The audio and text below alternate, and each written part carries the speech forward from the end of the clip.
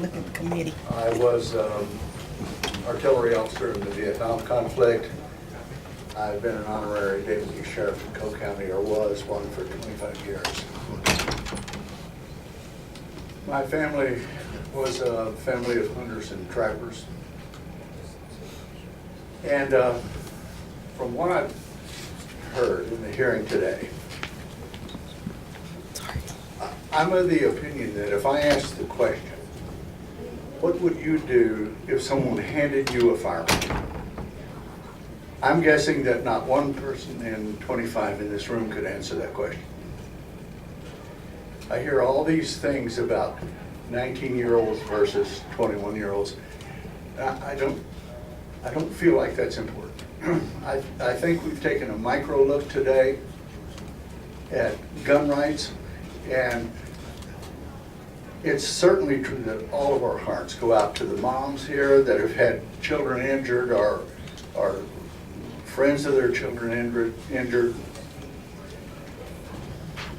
We hate the homicides and the gun violence that occurs in this country. But that's a micro look at guns. The macro look at guns, if we look at the overall picture, is our entire republic rests on the Second Amendment. Actually, if I might modify that just a little, our entire republic rests on a belief in a divine being. And beyond that, it is guns that protect us. It is not goodwill. It is not the testimony of citizens. It is not the laws that we pass. When we went to war, in all of America's wars, we sent men with guns because nothing else would save our country from destruction. Now, when I hear people talk about the passing of the law, and I think this is an outstanding law, it doesn't, a 19-year-old, any of the 19-year-olds that went to my church would never shoot somebody with a firearm.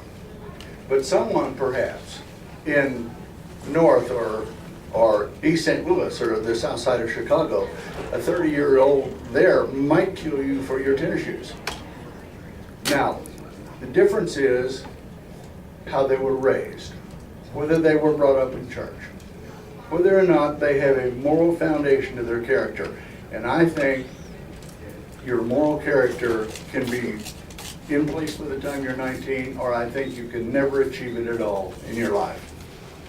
So I think, we were talking about the psychological profiling of people.